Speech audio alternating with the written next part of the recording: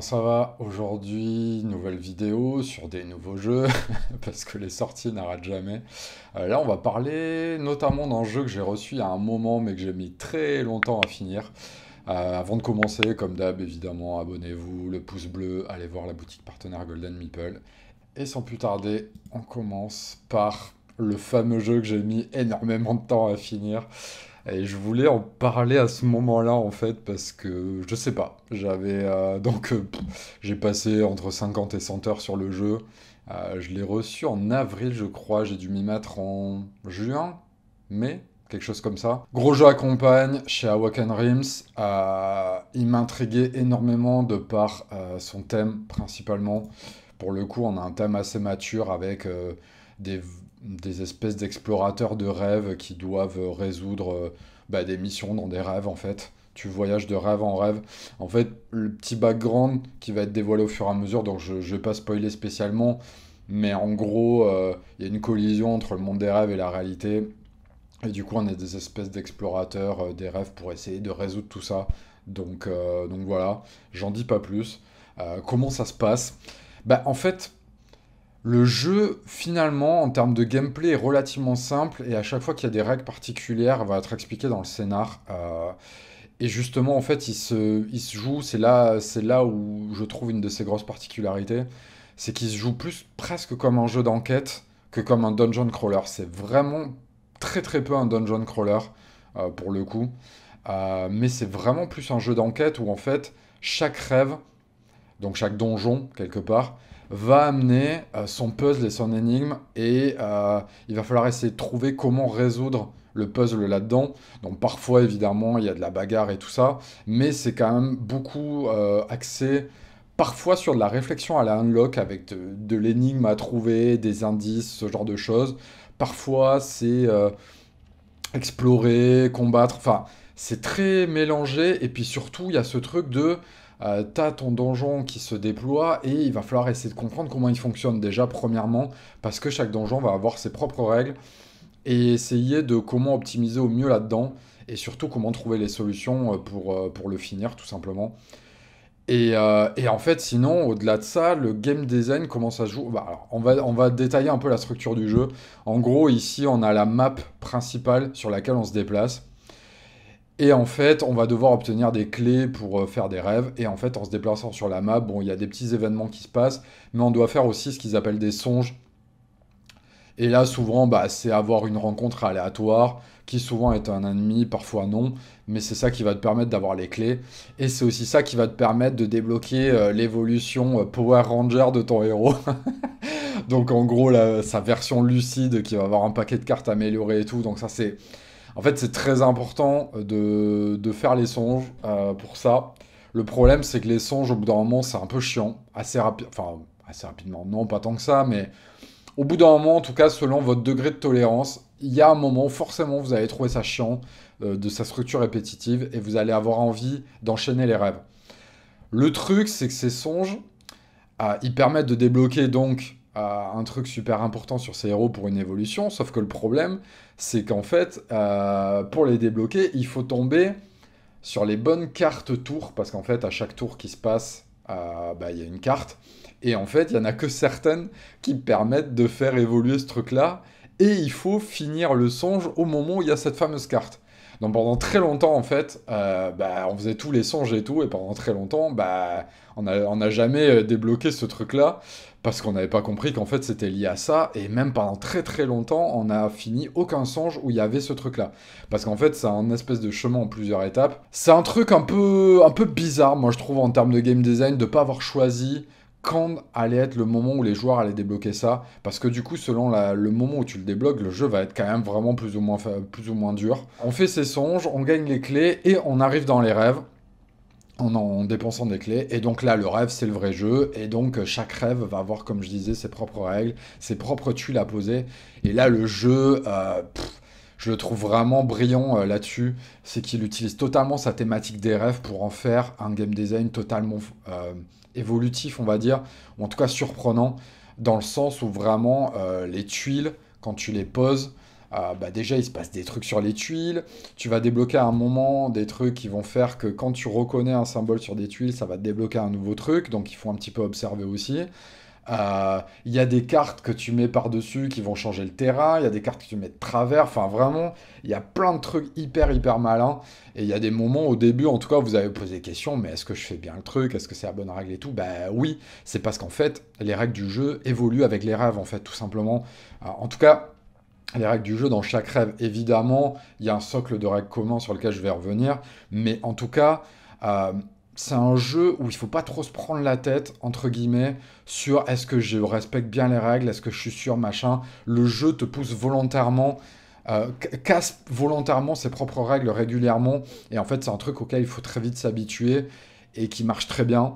Alors, on ne va pas se le cacher, par moment, on a cette sensation, en tout cas quand on a un Eurogamer, de se dire est-ce que je suis en train de bien faire le truc, est-ce qu'on n'est pas en train de casser le jeu et tout. Je pense que de toute façon, ça fait partie de l'expérience du jeu. Je pense qu'il y a des rêves qu'on a potentiellement peut-être mal fait à un moment ou un autre, et je pense que c'est le cas de tout le monde. Mais en fait, ça fait partie aussi de la liberté du jeu, de ta liberté d'interprétation du jeu.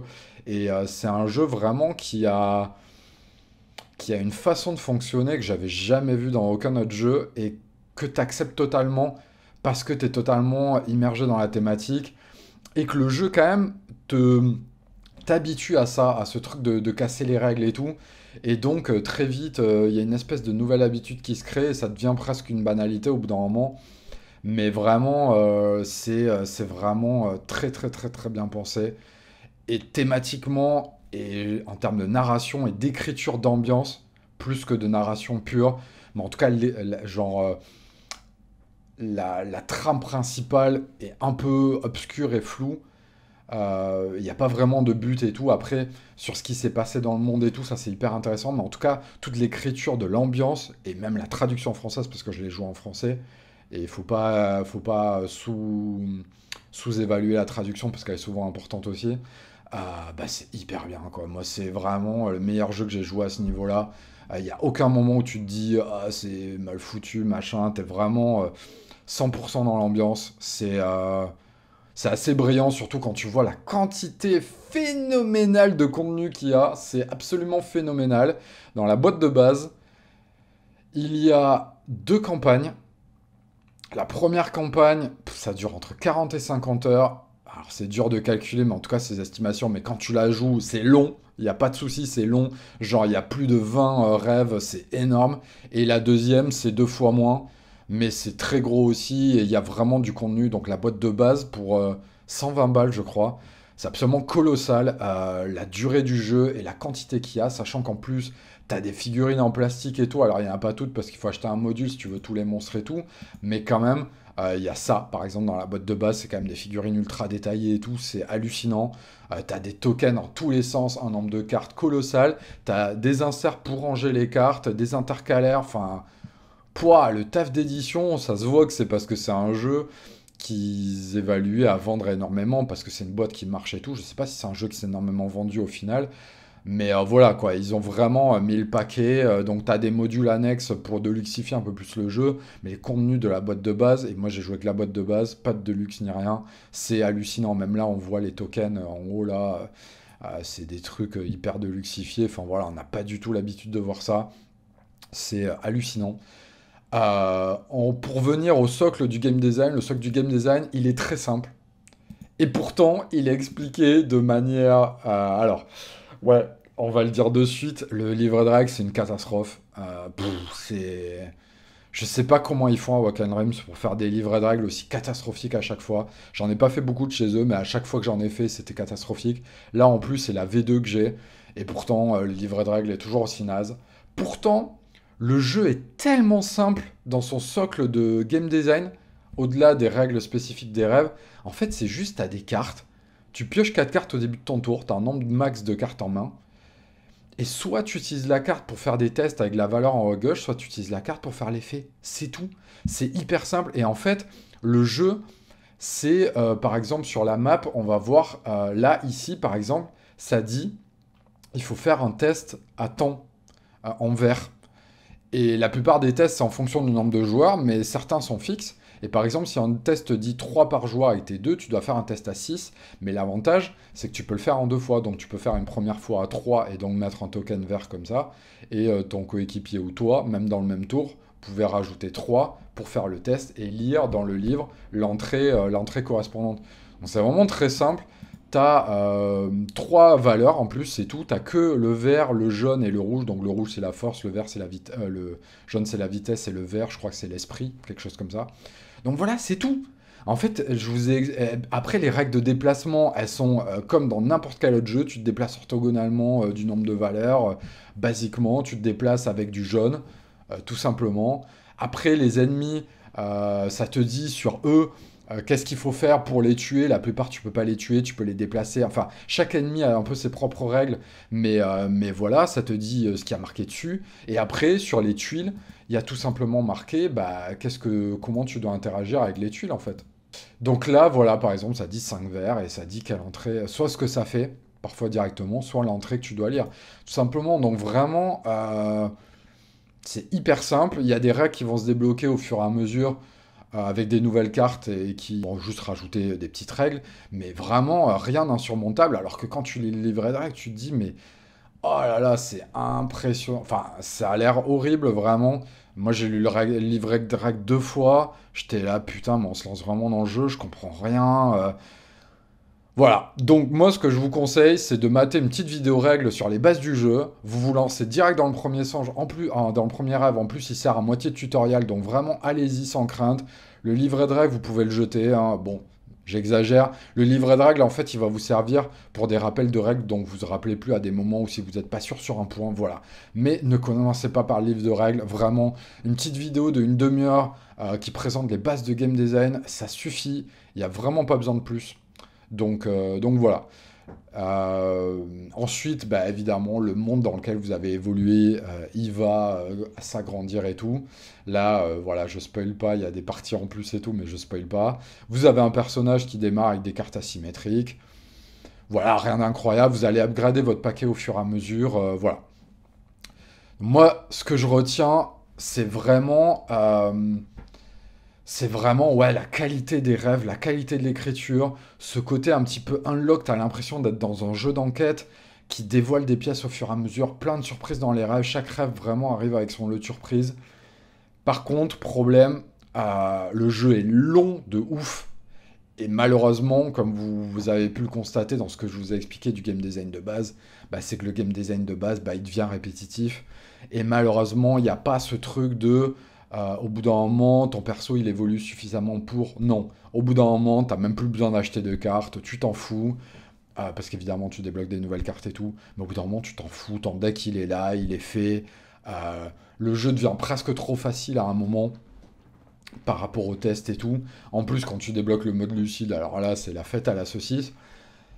C'est un défaut, c'est vrai. C'est-à-dire qu'au bout d'un moment, le jeu est tellement long que t'aurais besoin qu'il y ait des trucs en plus pour avoir cette satisfaction d'évoluer ton perso et tout. Moi, je me rappelle même plus quand je l'ai eu, tellement que bah, on a joué sur longtemps et tellement que ça fait un moment que j'ai plus eu des cartes où je me suis dit, waouh, c'est trop cool et tout. Et une fois que t'as débloqué le mode lucide, t'as quasi plus rien à découvrir sur tes persos et ça, c'est vraiment dommage.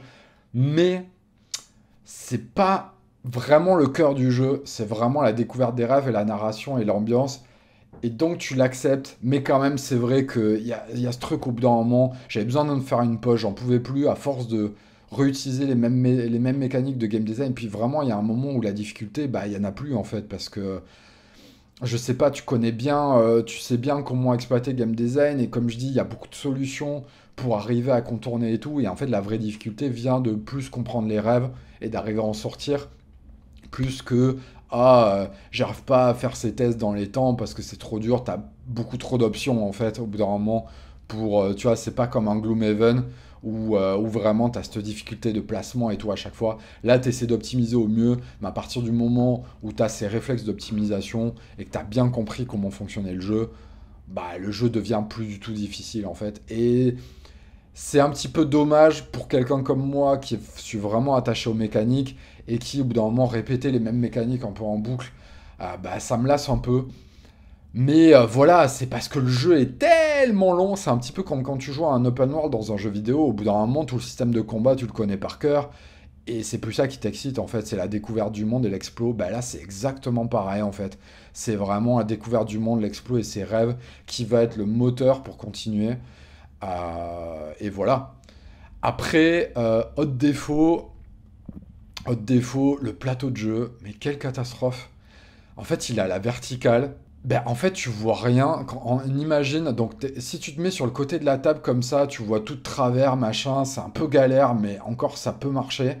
Mais le plateau est vraiment immense. Et en fait, si tu veux être face à lui, bah tu vois rien de l'autre côté du plateau, en fait, tout simplement.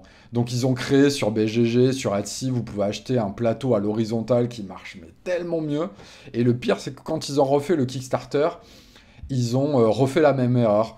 Donc après, il y a des méthodes pour plier le plateau, machin. Enfin, c'est une galère pour que ça rentre sur une table normale. C'est une vraie galère. T'es obligé vraiment de le mettre à l'horizontale, mais du coup, t'as jamais le plateau face à toi. Et comme je dis, sur les tuiles, il y a des trucs vraiment importants à avoir.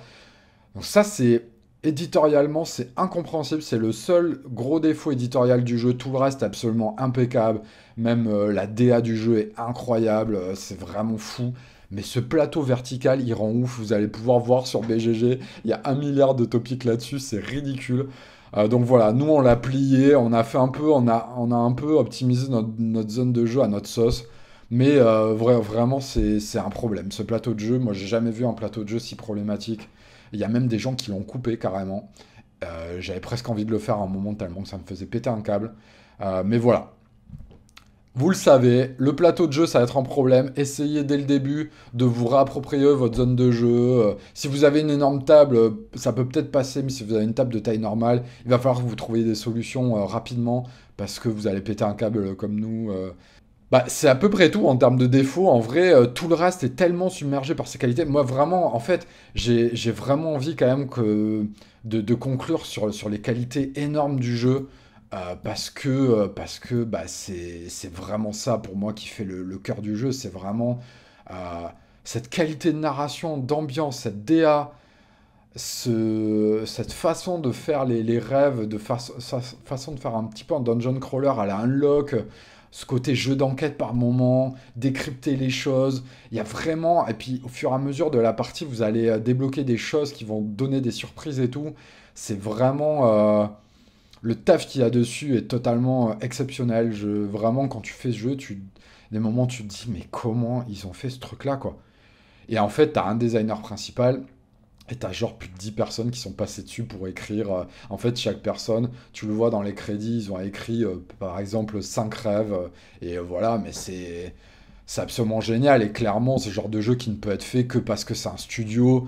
Et donc, du coup, tout Awaken Realms a dû se mettre dessus et tout. Mais un jeu fait par des designers comme. Enfin, un jeu fait par deux designers en mode normal comme ça, c'est juste totalement impossible. Il faut vraiment qu'il y ait un studio derrière qui puisse amener beaucoup de ressources et des gens pour développer des trucs à l'intérieur. Mais voilà. Pour moi, c'est vraiment incroyable. Moi, c'est le meilleur jeu narratif à campagne que j'ai fait, très clairement. Si je suis allé au bout des plus de 50 heures, c'est vraiment qu'il y avait quelque chose qui me retenait parce que passer autant de temps sur un jeu sur lequel tu as compris le game design principal assez rapidement, bah voilà, c'est vraiment que tu as t'as d'autres trucs qui te poussent là-dedans. Et là, vraiment, ouais, et puis aussi la maturité de l'univers et tout, ça fait plaisir. Putain, c'est un jeu d'adulte, c'est pas encore l'Heroic Fantasy enfin, hyper générique et tout. Non, là vraiment, il y a un vrai univers, il y a des inspi à la Edgar Allan Poe et tout. Il y a beaucoup d'inspiration d'artistes différents, d'artistes d'Europe de l'Est aussi. On le voit sur les figurines et tout, vraiment. Et sur le design des créatures, il y a un tas vraiment de malade. Et voilà, moi je peux que vous conseiller, si vous cherchez un jeu à campagne adulte, je peux que vous conseiller vraiment de vous procurer celui-là, tout en sachant qu'effectivement, il y a beaucoup de gens, et je crois qu'au début, en fait, c'est il y a tellement longtemps que je me rappelle plus, mais je crois qu'au début, je me suis dit, mais en fait, je vais jamais le continuer, les règles, c'est incompréhensible et tout. J'ai failli me décourager avant même de me mettre dedans.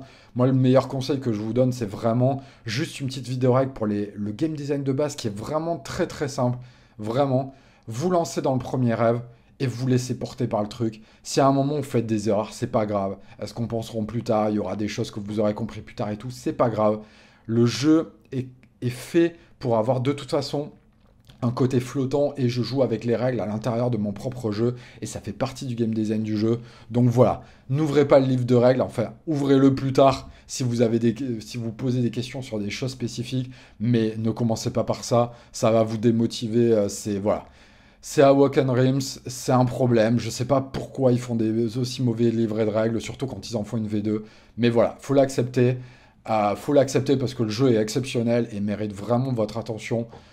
Si vous cherchez un jeu vraiment narratif, original, avec une ambiance de ouf, que vous aimez bien un petit peu ce côté un petit peu enquête, surprise et tout, vraiment ça va être exceptionnel, quoi.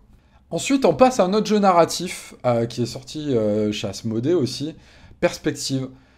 C'est fait par un des game designers de Monumental dont j'avais parlé, qui est sorti chez Funforge. Et en fait, le concept de ce jeu, c'est que vous avez trois grosses enquêtes qui sont dans trois paquets comme ça.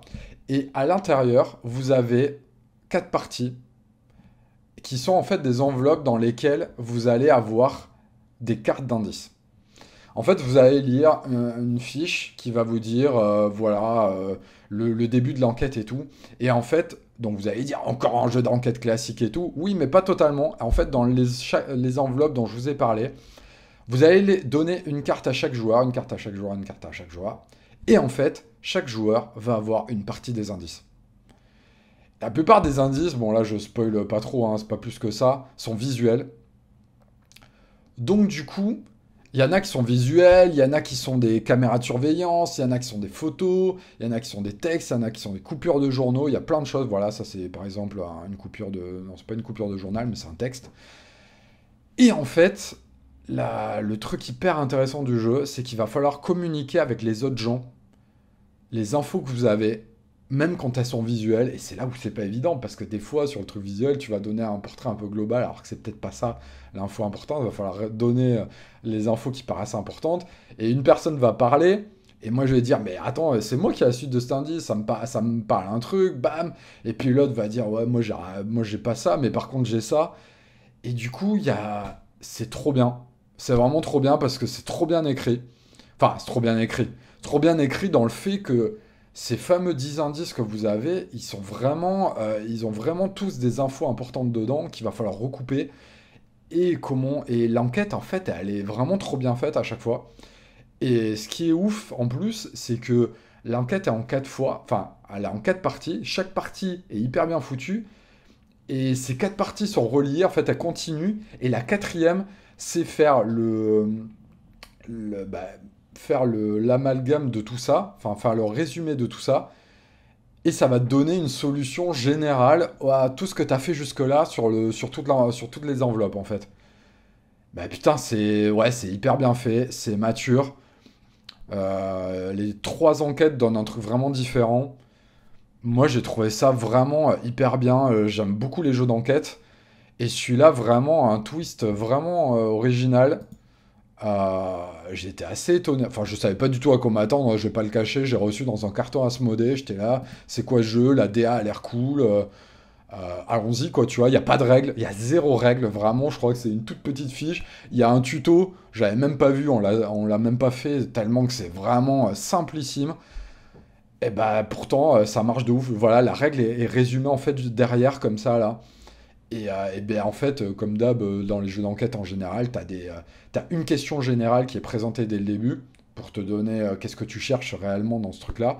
Et à la fin, t'as une série de questions qui vont te donner des points, un grand classique, et puis une explication de tout, au cas où t'aurais pas compris des éléments et tout. Bah, c'est vachement bien. Vraiment, moi je suis bluffé. Si vous aimez les jeux d'enquête, je vous conseille ça. Après, comme d'hab, c'est 30 euros, t'as trois enquêtes. Mais nous, on l'a fait à deux, ça tournait à deux. Je pense que c'est fait pour plus. Parce que plus tu partages les indices entre tout le monde, plus la communication devient primordiale. Donc je pense que c'est beaucoup plus dur, mais aussi plus intéressant. Mais voilà, ça tourne quand même à 2. Mais je pense qu'à 3-4, ça doit être incroyable. Je pense vraiment à 3-4, tu dois avoir un truc assez incroyable là-dedans. Donc voilà, moi je trouve ça vraiment, vraiment trop bien. C'est bien écrit, les indices sont trop bien foutus. Ça a vraiment du sens. Voilà. Moi, je vous conseille à 200% si vous aimez les jeux d'enquête, allez-y, c'est vraiment très très cool. Dernier jeu, Forêt Shuffle, Forêt Mixte en français. Ça, c'est un petit jeu qui a un peu fait parler de lui quand même. Déjà, la DA est très mignonne. Pour le coup, enfin une thématique sur la nature qui est vraiment exploitée, contrairement à Earth.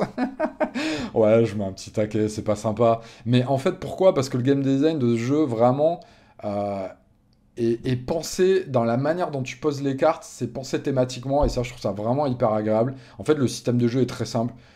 Tu pioches des cartes, voilà, tu peux les prendre de la rivière ou d'un tas, tout simplement. Et après, à ton action, bah, tu vas pouvoir poser une carte. L'écosystème, en fait, il est simple. Tu dois poser des arbres, et dans tes arbres, tu mets des animaux, des végétaux et tout. Selon, en fait, les cartes, elles ont un haut, un bas ou un gauche, un droite. Et tu peux les mettre à gauche, à droite, en haut, en bas des arbres. Et ça va faire des effets différents. Et voilà, tout simplement. Et tu as un système à la Rise for the Galaxy où les cartes, en fait, elles te coûtent des cartes à défausser et tu les défausses dans la rivière. Donc, tu les mets à disposition des adversaires. Donc, ça, c'est assez malin pour le coup. Et voilà, après, des fois, les cartes, elles ont des bonus. Des fois, c'est des bonus conditionnels. Mais principalement, c'est de la collection de points de victoire. Donc voilà, tout simplement, le game design est expliqué. Et c'est bien foutu parce que les cartes ont à la fois... en fait, il y a vraiment ce truc où tu as l'impression de faire un truc très thématique, de poser tes cartes autour des arbres, de créer des écosystèmes, ça c'est assez malin. Les cartes, elles ont des symboles évidemment qui vont se déclencher, il y a des pouvoirs pour les déclencher, grand classique. Mais globalement, c'est vraiment très simple dans les effets, c'est plus dans le côté collection qu'il va falloir pas mal quand même réfléchir. Et là, effectivement, n'allez pas sur BGG parce qu'il y a déjà des strats un peu craqués dessus, parce que les gens l'ont évidemment craqué sur BGA. Alors effectivement, dès le début, enfin, assez rapidement, tu te rends compte qu'effectivement, les loups et les cerfs, c'est quand même très fort. Moi, j'avais fait une strat aussi à base de lièvres qui avait été très forte, mais parce que je pense que mes adversaires me les ont tous laissés. Et du coup, quand on les laisse tous, c'est la foire à la saucisse. Parce qu'il y a à la fois les lièvres et il y a à la fois les renards qui scorent sur les lièvres. Ça peut scorer beaucoup. Mais a priori, la strat vraiment dominante, euh, c'est euh, c'est les loups avec les cerfs, clairement, surtout les cerfs. Et effectivement, tu te rends compte assez vite aussi qu'il y a des strats qui sont pas du tout payantes, genre les papillons. Waouh, j'avais trouvé ça pas du tout payant. Les oiseaux, ça peut être très cool. Enfin voilà, il y a des petits déséquilibres dans les stratégies payantes ou pas que tu remarques assez vite. C'est un petit peu dommage. Mais moi, c'est un jeu que je vois vraiment comme un truc assez familial, assez casu, que tu joues en mode tranquille, détente. C'est pas un jeu que je vois de manière vraiment très très sérieuse. Et dans cette optique-là, c'est pas trop grave. C'est un jeu qui se joue plutôt bien à deux, je trouve aussi, parce que il est quand même relativement long. Ça, c'est peut-être un petit défaut que, ouais, c'est un défaut quand même que je lui donnerais, c'est pour ce que ça propose, c'est quand même un petit peu long. Je trouve qu'à chaque fois, il y a peut-être 5 10 minutes de partie en trop. Bon, il y a des gens que ça dérangera moins, mais moi j'ai trouvé ça quand même, ça m'a quand même un petit peu marqué assez rapidement. Mais sinon, voilà, que dire de plus? Même je trouve les illus sont jolis. Moi, je trouve que c'est un jeu vraiment très sympathique qui souffre effectivement de ces déséquilibres-là si tu le prends de manière trop sérieuse. Mais si tu le fais jouer de manière plutôt familiale, initié moins, c'est moins choquant. Moi, je trouve ça très sympathique. Vraiment, les premières parties te laissent une bonne impression. Mais clairement, je pense que c'est un jeu qu'il faut pas doser dans tous les sens parce que tu le fais craquer de partout. Ça serait pas mal qu'il y ait des petits correctifs sur les cartes problématiques. Moi, je pense surtout les papillons et les cerfs et les loups. Dites-moi si vous en connaissez d'autres. Je ne l'ai pas assez dosé pour ça, mais voilà. Ça se voit quand même assez rapidement sur les premières parties. J'ai pas eu envie de le doser beaucoup plus que ça. Moi, c'est vraiment un jeu que je prends de manière assez casu. Euh, mais vraiment, le game design est cool. L'intégration thématique est vraiment cool. Et je pense que ça a vraiment son public. Et moi, j'aime bien. Voilà, je trouve pas ça incroyable. Mais j'aime vraiment parce que les collections de points de victoire, c'est pas forcément un truc m'enthousiasme follement. Mais quand même, j'ai quand même vraiment bien aimé. Donc voilà, je vous conseille vraiment d'y jeter un œil. Si vous aimez la thématique, si vous aimez les jeux à collection et que vous avez des joueurs un petit peu familiales à qui le faire jouer ou des enfants et tout, moi je trouve ça vraiment bien. J'espère que vous avez apprécié cette sélection de jeux. Je suis content de enfin avoir pu parler des Airfield après autant de mois. J'ai l'impression que j'y ai joué depuis 2 ans, c'est incroyable. En fait, le jeu est tellement dense narrativement, il s'est passé tellement de choses que ça me paraît loin en fait le début du jeu et c'est très dur en fait finalement de parler d'un jeu comme ça quand t'as fait toute la campagne, toute la boîte et tout. C'est vraiment voilà. Je sais pas si je vais faire les extensions encore, j'ai besoin d'une pause quand même, j'ai besoin de le digérer ce putain de jeu, mais je vous conseille vraiment d'y aller. Comme d'habitude, abonnez-vous, le pouce bleu si vous avez aimé la vidéo, et puis je vous retrouve bientôt. Je pense que je vais réduire un peu la voilure là sur les nouvelles sorties et tout. Par contre, je vais faire quelques vidéos thématiques, et puis voilà, il va y avoir un peu les tops et tout, comme d'hab à la fin d'année. Donc voilà, si vous avez des idées d'ailleurs de vidéos un petit peu thématiques pour la fin de l'année, n'hésitez pas, ça donne toujours des idées, c'est toujours bien d'en parler. Et je vous fais des gros bisous. Ciao.